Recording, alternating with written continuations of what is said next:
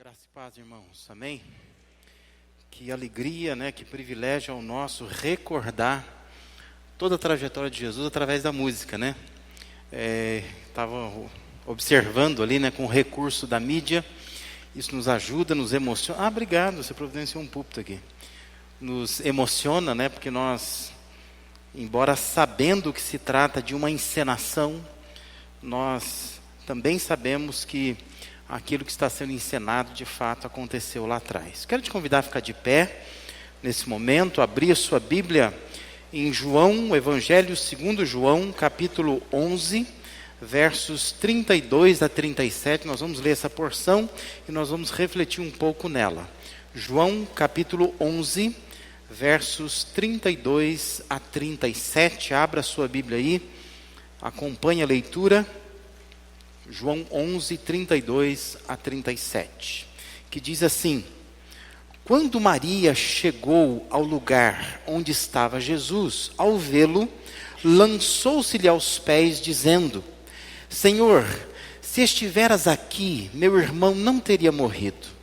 Jesus, vendo-a chorar, e bem assim os judeus que a acompanhavam, agitou-se no espírito e comoveu-se, e perguntou: Onde o sepultastes? Eles lhe responderam: Senhor, vem e vê. Jesus chorou. Então disseram os judeus: Vede quanto o amava. Mas alguns objetaram: Não podia ele, que abriu os olhos ao cego, fazer que este não morresse? Amém? Os irmãos podem se assentar. No Novo Testamento, nós temos 4 versões da história de Jesus. Essas histórias são chamadas de evangelhos. Nós temos Mateus, nós temos Marcos, nós temos Lucas e nós temos João. São 4 perspectivas da trajetória de Jesus aqui na terra. Os 3 primeiros, o Mateus, o Marcos e o João, são conhecidos como sinóticos. E se usa a palavra sinótico para se referir a uma visão conjunta. Ou seja, quando nós lemos qualquer um desses evangelhos, nós vemos repetições de histórias num ou no outro. Então, é comum às vezes você ler Mateus e ler Marcos e ver quase que a mesma história assim, idêntica. Mas o Evangelho segundo João tem mais ou menos 92 a 93% de conteúdo que é único. Ou seja, quase tudo o que está no Evangelho de João não está nem em Mateus, nem em Marcos, nem em Lucas. Então, essas informações que nós encontramos neste Evangelho são preciosíssimas, porque se trata de um resgate de uma parte muito significativa dos diálogos de Jesus, de histórias de Jesus narradas por alguém que andou muito próximo dele, que a tradição atribui a João, Por isso o Evangelho segundo João. Sem essas informações que João dá, nós nunca saberíamos que Lázaro, que foi ressuscitado por Jesus, é alvo da nossa história aqui, ele era irmão da Maria e da Marta. Porque nós temos em Lucas 10 um episódio onde Jesus está na casa da Marta e da Maria. Mas não se fala que ela tinha um irmão. Mas é no Evangelho de João que nós ficamos sabendo que elas tinham um irmão. E esse irmão chamava Lázaro. E que esse Lázaro morreu e Jesus ressuscitou esse irmão delas.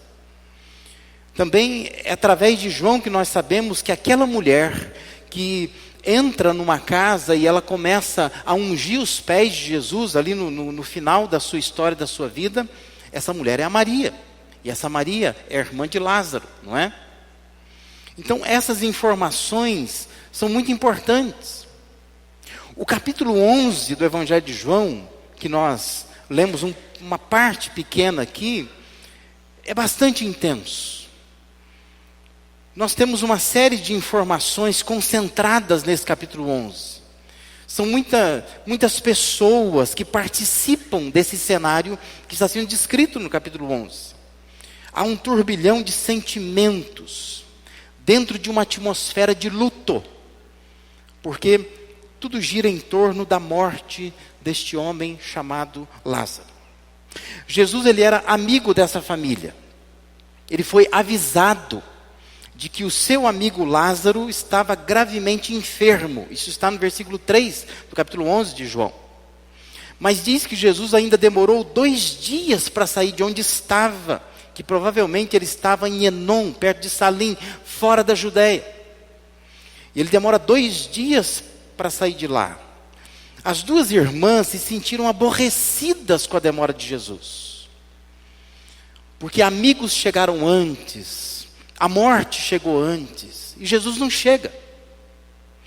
E elas então ficam aborrecidas com isso. Versículo 21 e versículo 32, se você ler do capítulo 11 de João, as 2 falam a mesma coisa. E o que elas dizem é o seguinte: Senhor, se tu estivesses aqui, meu irmão não teria morrido. E este é o aborrecimento delas. O versículo 19 diz que os amigos judeus de Jerusalém estavam presentes na casa de Marta e Maria para trazer conforto para elas. Mas Jesus nunca que chegava, nunca que vinha. Quando Jesus entrou na aldeia de Betânia, onde elas moravam, Marta sai ao seu encontro, está no versículo 20, capítulo 11, mas Maria nem quis sair de casa. E se nós conectamos essa história com aquela história de Lucas capítulo 10, versículo 38 em diante, até o 42, nós percebemos a intensidade do ressentimento da Maria. Porque lá em Lucas capítulo 10, lembra que é uma história que a Marta fica para lá e para cá e tentando fazer alguma coisa por Jesus, mas não é capaz de sentar para ouvi-lo. E quem senta para ouvir é a Maria. Maria é chegada, ela tem um afeto por Jesus, mas agora diante do cenário em que ela perdeu o irmão dela, e Jesus não veio, até aquele momento, diz que a Marta vai ao encontro dele, mas a Maria não quis sair de casa. E foi preciso então que Jesus pedisse para chamá-la. Lá no versículo 28 vai dizer isso. Que vem a famosa frase que já tem inspirado, inclusive livros, né? Tem livros com este título: o mestre chegou e te chama. Mas a Maria não queria nem ver a cara de Jesus, porque ela está triste com ele. Meu irmão estava doente, pedimos para avisá-lo, ele não veio. Meu irmão morreu, nós o velamos, sepultamos, ele não veio. E agora ele veio. E ela diz: eu não quero vê-lo, não quero falar com ele. E o texto que nós acabamos de ler aqui retrata esse encontro de Jesus com Maria. 4 dias após o sepultamento de Lázaro, ainda havia um clima de comoção, de tristeza pela perda. E Maria está profundamente triste. Ela não consegue conter suas lágrimas. A cena é tão tocante que Jesus também se sente comovido e chora. É o texto que nós lemos nos evangelhos que claramente mostra Jesus chorando, junto com essa mulher, com a Maria. A reação dos judeus chama a atenção pela duplicidade. Porque diz que uns judeus constatam que aquelas lágrimas de Jesus eram uma demonstração do quanto Jesus amava o que foi sepultado, né, o falecido Lázaro. Mas diz também que outros judeus questionam. E o questionamento é: já que ele o amava, por que não havia evitado que Lázaro passasse por aquilo e as suas irmãs estivessem passando por aquele sofrimento? Há muito o que aprender de toda essa narrativa de João. Mas eu quero aqui destacar 2 lições que têm a ver com coisas que nós cantamos neste culto. com coisas que nós oramos, com coisas que nós falamos, lemos, ouvimos através das músicas. Eu só quero aqui, neste já encerramento de culto, chamar a sua atenção para essas duas coisas. Uma lição é que nós precisamos perceber o quanto somos amados por Deus. Nós começamos esse culto cantando isso, não foi? Deus me ama. Nós cantamos isso, é isso que nós declaramos. Deus me ama. Nós precisamos perceber o quanto nós somos amados por Deus. João, que estava descrevendo aqueles acontecimentos passados ali, afirmou que Jesus amava demais aquelas pessoas.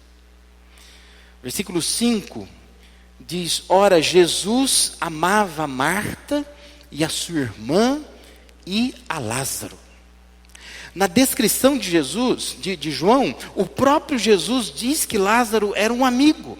Versículo 11 diz: assim falou e depois disse-lhes: Lázaro, o nosso amigo dorme, mas vou despertá-lo do sono. Quando ele chama os discípulos para ir para lá. Olha, ele é meu amigo, eu gosto dele, eu o amo. Nós precisamos perceber isso, o quanto nós somos amados por Deus. O quanto Deus nos ama. Charles Spurgeon foi um grande pregador do passado.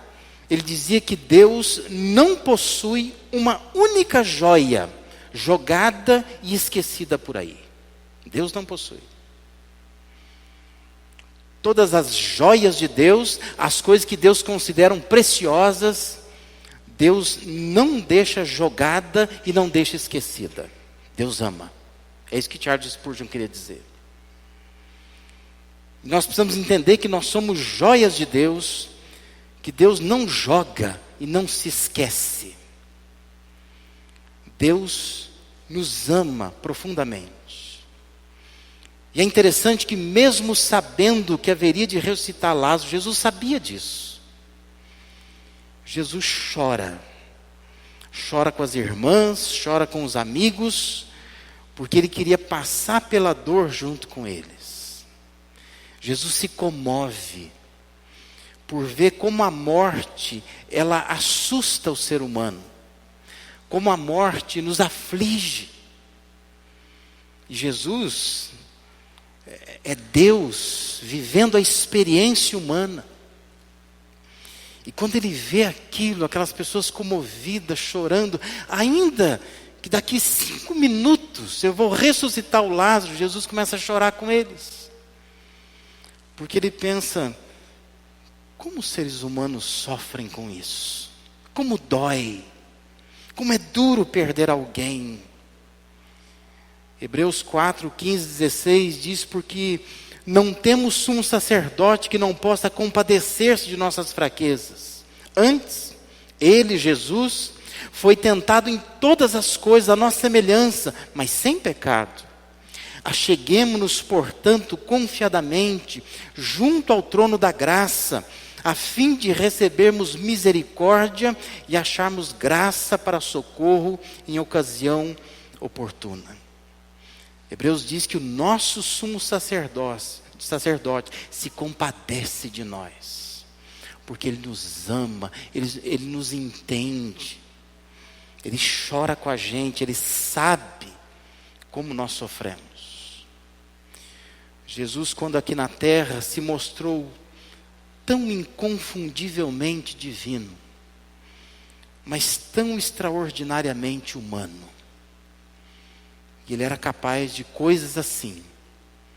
Eu sei que eu vou dar a vida de volta a esse homem daqui a poucos minutos. Mas agora estão chorando. Eu vou chorar com eles. Eu vou abraçá-los, não é? Eu não vou dizer para eles assim: isso é bobeira. Fica vendo, eu vou ressuscitar. Não. Jesus vive aquele momento com eles. Abraça, chora, se comove, não é? Ainda que soubesse que depois ia ressuscitar. Nós precisamos perceber isso. o quanto nós somos amados pelo Senhor. Deus sabe que daqui a pouco Ele pode resolver o problema que você está passando. Mas agora, o que Deus quer fazer, às vezes, é só te abraçar. É só afirmar o amor dEle por você. Só isso. Talvez no relógio de Deus, na agenda de Deus, ainda não é o momento de ressuscitar, de reerguer, de dar um emprego, de curar a doença, de resolver o impasse. Agora é só o momento de dizer, olha, você precisa entender que lá no céu há um Deus que ama você, que gosta de você, que entende você.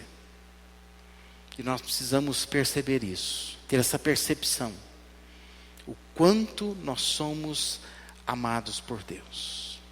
Mas uma segunda lição que eu quero pegar aqui desse texto, é que nós precisamos entender que dificuldades podem nos levar a duvidar desse amor de Deus. Essa é outra lição. Quando as coisas apertam, quando a dificuldade vem, quando o plano que eu tenho de mudar daqui, de ir embora daqui, de mudar de emprego, de sair da situação, de ver meu filho saindo daquela situação, de ver meu casamento solucionado. Quando eu vejo que isso não está acontecendo num prazo que eu determinei, que eu achava que deveria acontecer, eu começo a duvidar se realmente Deus me ama, se realmente Deus se importa comigo. Note que na passagem, toda ela, Jesus está tranquilo. Ele é o dono da situação. Mas as pessoas estão desesperadas, questionando, não compreendendo, desnorteadas. Mas ele, tranquilo. Desde quando ele estava fora da Judéia, fica sabendo, olha, seu amigo Lázaro está enfermo. Tudo bem. Ele está tranquilo. 2 dias depois ele diz, vamos lá agora. Ele chega lá tranquilo. Cadê a Marta? Cadê a Maria? Cadê os familiares? Vamos conversar. Mas todos estão desesperados. Os discípulos, no versículo 8, disseram, mestre, ainda agora os judeus procuravam apedrejar-te e voltas para lá? Porque Jesus estava refugiado fora da Judéia. Havia ameaça de morte contra ele. E os discípulos estão desesperados. O homem falou que vai voltar agora para a Judéia. Estamos perdidos. Se a gente for com ele, corremos risco. Mas Jesus está tranquilo, está dizendo, não, vamos lá. Deu a hora, vamos lá. Mas eles estão questionando. Marta, no versículo 21, disse, pois, Marta a Jesus, Senhor, se estiveras aqui, não teria morrido meu irmão. Maria, no versículo 32, diz a mesma coisa, Senhor, se estiveras aqui, meu irmão não teria morrido. Os judeus, no versículo 37, diz, não podia ele que abriu os olhos ao cego fazer com que este não morresse? Ó, quanta gente reclamando, dizendo, questionando, perguntando, não entendendo. Mas Jesus está tranquilo. Cenários de dificuldades em nossa vida podem se transformar em episódios de dúvidas acerca do amor de Deus. Quando a vida não vai do jeito que eu acho que ela deveria ir, eu começo a pensar se realmente lá no céu existe um Deus que me ama. Porque se Ele me amasse, por que acontece isso? Se Ele me amasse, por que Ele não vê o que eu estou precisando? Por que Ele não me atende? Por que Ele não percebe? Nós precisamos entender que esses momentos difíceis da vida têm o poder de muitas vezes tirar do nosso coração a certeza de que Deus nos ama. Nós precisamos pensar nisso nessa noite aqui. Uma coisa é pensar, Deus me ama. A Bíblia diz isso. Outra coisa é pensar, o que a minha experiência está dizendo? O que eu estou sentindo aqui dentro? E às vezes o que eu estou sentindo é que isso talvez não seja verdade. Talvez Deus não me ame tanto assim.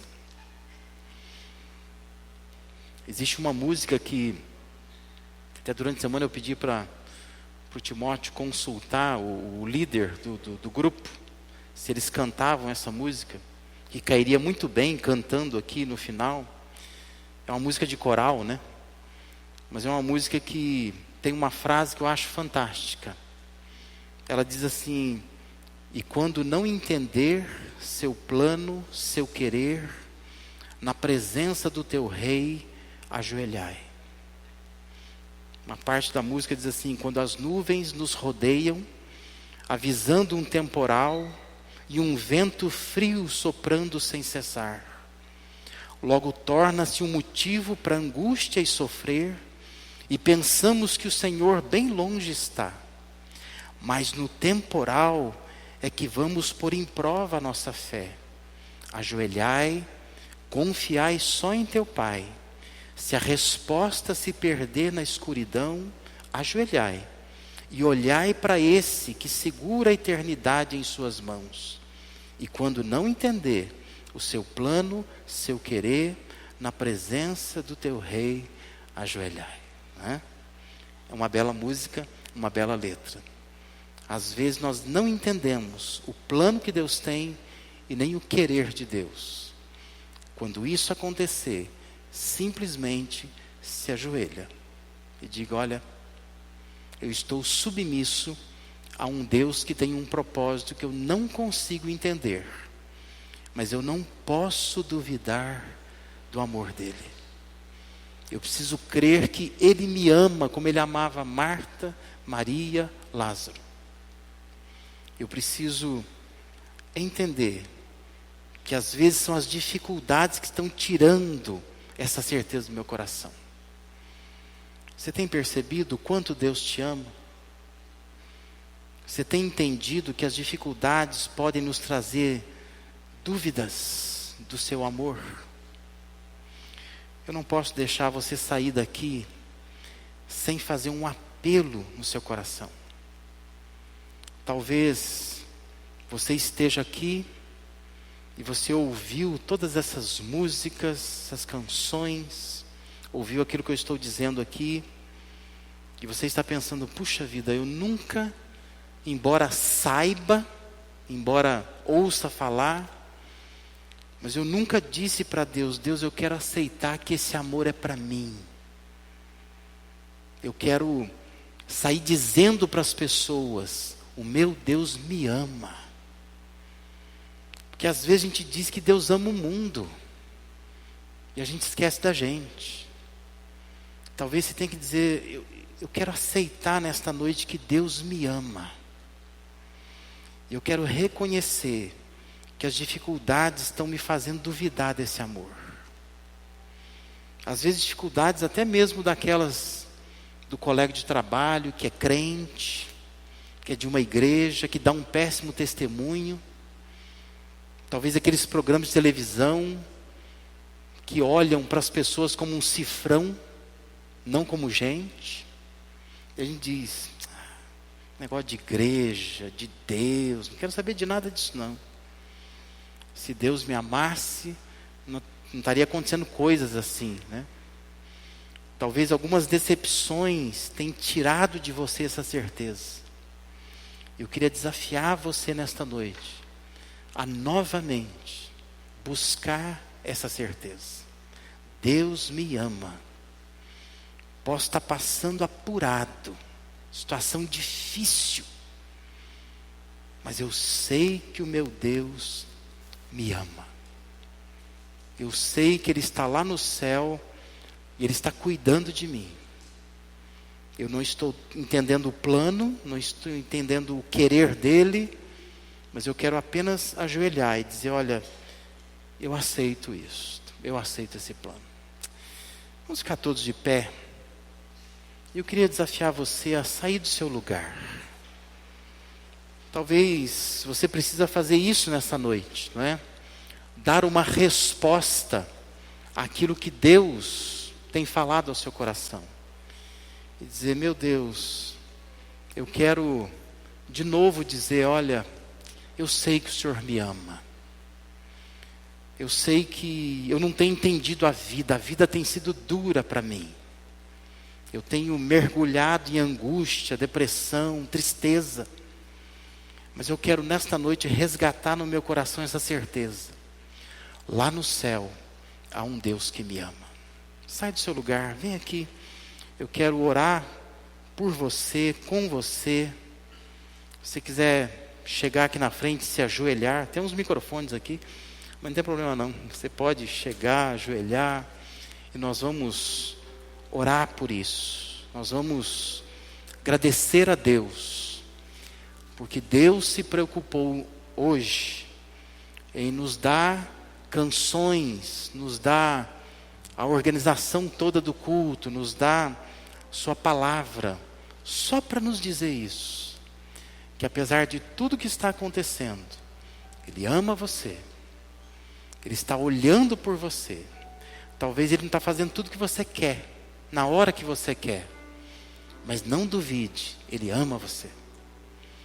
E Ele quer que você tenha essa certeza, certeza do amor que Ele sente por você. O amor que levou o Filho dele na cruz do Calvário. Por você, por mim. E nós precisamos fazer isso. Eu sempre falo que o movimento é bom.